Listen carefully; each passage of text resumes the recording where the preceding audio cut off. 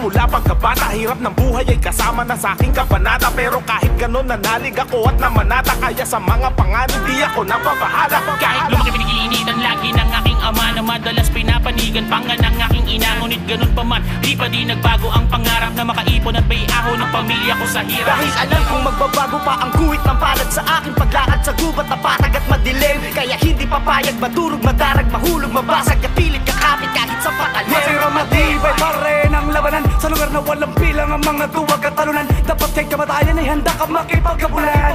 Yan ang kapalaran ng isang batang Sa magsari man ang hamon ay walang inatasan. Baka